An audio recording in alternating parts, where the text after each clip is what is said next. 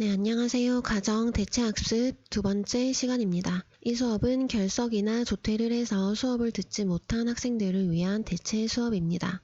이번 수업 시간에 필요한 준비물은 교과서와 필기도구, 학습지입니다. 학습지는 각 반 구글 클래스룸에 선생님이 이렇게 빈칸이 있는 학습지와 정답이 있는 학습지 둘 다 올려놨으니까 참고를 해서 다운받아서 수업을 들어주시면 될 것 같습니다. 그럼 교과서 59쪽 펴고 수업을 시작해 보도록 하겠습니다. 오늘의 수업 목표는 올바른 식품을 선택하기 위해서 고려해야 할 사항을 설명할 수 있다. 그 다음에 두 번째, 영양 성분표에 대해서 설명할 수 있다 입니다. 식품을 살 때 본인만의 고르는 기준이 있을 텐데요. 가격을 보고 고르는 사람도 있을 거고, 그 다음에 상표가 중요한 사람도 있을 거고요. 아니면 나는 여러 가지 맛이 중요하다 혹은 1+1 행사 여부가 중요하다 이런 학생도 있을 텐데요. 이번 시간에는 이 식품을 고르는 기준에 대해서 보려고 합니다. 첫 번째 기준은 원재료와 원산지 표시인데요. 학습지에 이 원재료와 원산지의 정의를 교과서를 참고해서 적어주시고요. 원재료와 원산지 뜻을 꼭 구별을 할 줄 알아야 됩니다. 원재료를 표시할 때에는 사용한 양에 따라서 순서대로 표시합니다. 따라서 가장 많이 들어간 원재료가 가장 첫 번째에 적히게 됩니다. 학습지에도 많이 사용한 순서에 따라서 표시를 하고요. 이렇게 많이 사용한 순서에 따라서 표시를 하는데 너무 적게 들어간 것들은 굳이 함량 순서에 따르지 않고 표시를 합니다. 2% 미만인 경우에는 이렇게 순서를 따르지 않고 표시를 하고요. 이 중에서도 아무리 적게 들어갔더라도 알레르기를 유발하는 식품은 함유된 양과 관계없이 원재료명을 표시를 해야 됩니다. 그러면 이 식품들의 가장 많이 함유된 원재료가 무엇일지 한번 맞춰보겠습니다. 네, 가장 먼저 적힌 원유와 밀가루, 이 원재료명에서 가장 먼저 적힌 원유와 밀가루가 가장 많이 함유된 원재료가 되겠습니다. 원재료를 표시할 때 이렇게 특정 재료를 강조해서 표시하기도 하는데요. 왜 굳이 강조를 해서 표시를 했을까? 이것은 알레르기가 있는 사람들이 주의해서 섭취를 하라는 그런 경고 문구입니다. 또 가끔 이렇게 보면 이 제품은 우유, 대두를 사용한 제품과 같은 제조시설에서 제조하고 있습니다 라는 문구도 있는데요. 우유랑 대두가 직접적으로 들어간 것도 아닌데 왜 같은 제조시설에서 제조했다는 것만으로도 이렇게 경고 문구를 표시했을까? 이것도 알레르기 경고 문구입니다. 같은 제조시설에서 제조했다는 사실만으로도 한 방울만, 혹시라도 한 방울만 들어갔더라도 알레르기 반응을 일으킬 수 있기 때문에 이렇게 표시를 합니다. 우리 학교 급식 메뉴 뒤에 보면 이렇게 숫자가 있는데요. 이것도 알레르기 정보에 해당합니다. 예를 들어서 유붓국을 먹을 때에는 5번, 6번, 9번, 13번 이렇게 대두, 밀, 새우, 아황산류 알레르기를 가진 사람이 주의를 해야 됩니다. 그러면 급식 메뉴를 아무 날짜나 정해서 한번 적어 보시고요. 옆에 어떤 숫자가 표시되어 있는지, 어떤 알레르기를 가진 사람이 조심을 해야 되는지 같이 적어보면 좋을 것 같습니다. 이거는 급식표를 참고해서 개인적으로 작성을 해서 검사를 받을 수 있도록 하고요. 또 음식을 고를 때는 유통기한도 고려를 해야 되는데요. 이 유통기한은 말 그대로 식품이 판매가 될 수 있는 기간이지 식품을 섭취할 수 있는 기간과는 다릅니다. 그러면 식품을 섭취할 수 있는 기한은 뭐라고 하는지 보겠습니다. 여기에 보면 소비 기한이 있는데요. 정말로 식품을 섭취하고 소비할 수 있는 기한입니다. 그 다음 우유에 보면 이렇게 유통기한 말고도 제조일자가 표시가 되어 있는데요. 이것은 식품이 실제로 제조된 일자를 표시한 것입니다. 이렇게 우유나 아이스크림에 주로 표시되어 있습니다. 그 다음 달걀에도 이렇게 날짜가 적혀져 있는데요.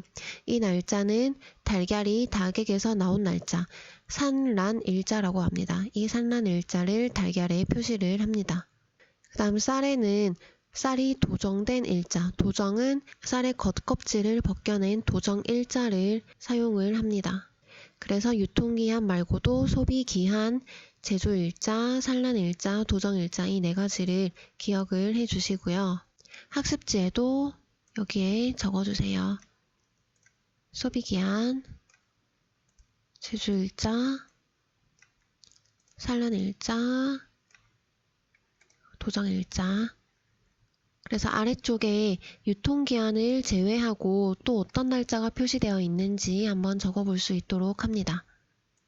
네, 다 표시를 하면 이렇게 되겠죠. 제조일자, 제조일자, 산란일자, 여기도 산란일자, 도정일자, 소비기한 이렇게 표시를 해주시면 되겠습니다.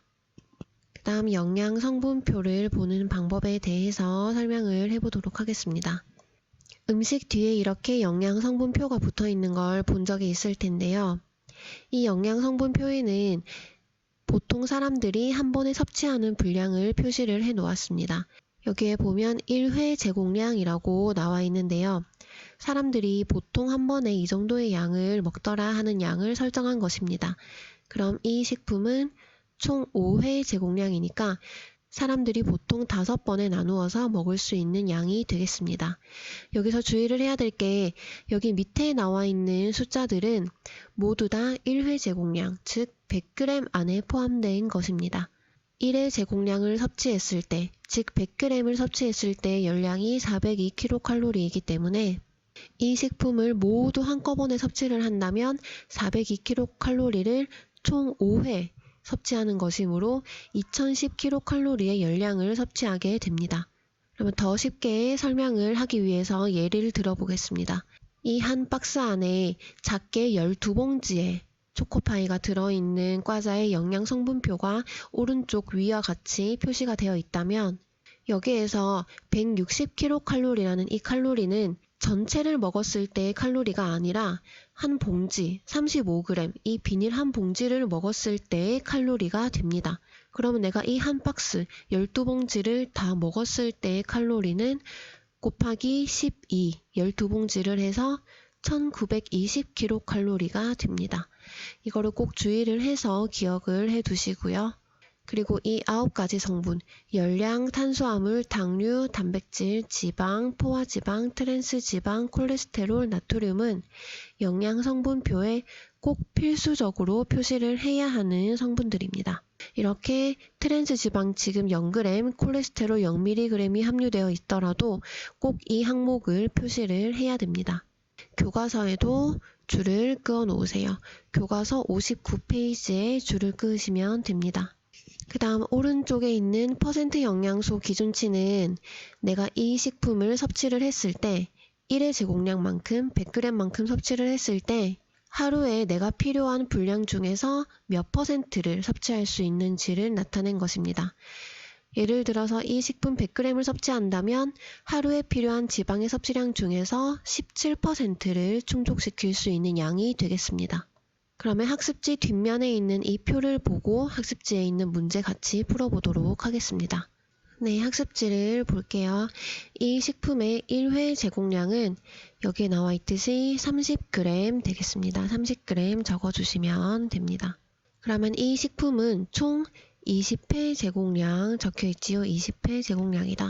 이 식품을 1회 제공량만큼 섭취했을 때의 열량, 여기에 나와 있는 이 내용들은 이걸 다 먹었을 때가 아니라 1회 제공량만큼 섭취했을 때의 결과물들입니다. 그렇기 때문에 1회 제공량 30g을 먹었을 때의 열량은 115kcal 되겠습니다. 115kcal. 115kcal. 그 다음 이 식품을 모두 섭취했을 때 1회뿐만 아니라 20회를 모두 다 먹었을 때의 열량은 1회 먹었을 때 열량 115kcal 곱하기 총 20회니까 20회. 그래서 2300kcal가 되겠습니다. 그 다음 영양 성분표에 꼭 표시해야 하는 9가지 성분은 열량에서 나트륨까지 이 9가지를 여기에다가 끌어서 화살표로 표시를 해주시면 됩니다. 그 다음 이 식품 이거 오타인데요. 100g이 아니라 30g. 30g을 섭취한다면 30g이 1회 제공량이니까 여기에서 지방 1회 제공량당 1.1g 들어있지요. 그래서 1.1g을 섭취할 수가 있고요. 이것은 하루에 필요한 지방의 섭취량 중에서 몇 퍼센트? 2%에 해당이 됩니다. 그 다음 이 식품에 가장 많이 함유된 원재료는 맨 앞에 적혀있는 옥수수 되겠습니다. 옥수수. 그 다음 이 식품을 섭취할 때 어떤 알레르기를 가진 사람이 주의를 해야 되는가? 여기에 경고 문구가 있지요. 아몬드 우유를 사용한 제품과 같은 제조시설에서 제조하고 있습니다. 그래서 아몬드와 우유 알레르기를 가진 사람이 조심을 하면 되겠습니다. 그 다음 아래쪽에는 각자 본인이 식품에서 직접 영양 성분표를 잘라서 붙이고 여기에 오른쪽에 분석을 해보는 건데요. 이거는 개인적으로 하시고 궁금한 점이 있으면 선생님에게 물어보면 되겠습니다. 그러면 오늘의 수업 목표 다시 돌아가서 보겠습니다. 올바른 식품 선택을 위해서 우리가 원재료명과 원산지를 보는 방법, 그리고 알레르기 정보를 보는 방법, 그리고 유통기한 말고도 소비기한, 제조일자, 산란일자, 도정일자 이런 여러가지 날짜를 보는 방법, 그리고 영양 성분표를 보는 방법에 대해서도 봤는데요. 영양 성분표를 볼 때 꼭 1회 제공량 확인을 하고 열량과 함량을 구하는 연습을 할 수 있도록 해야겠습니다. 그럼 오늘 수업 여기까지 하겠습니다. 감사합니다.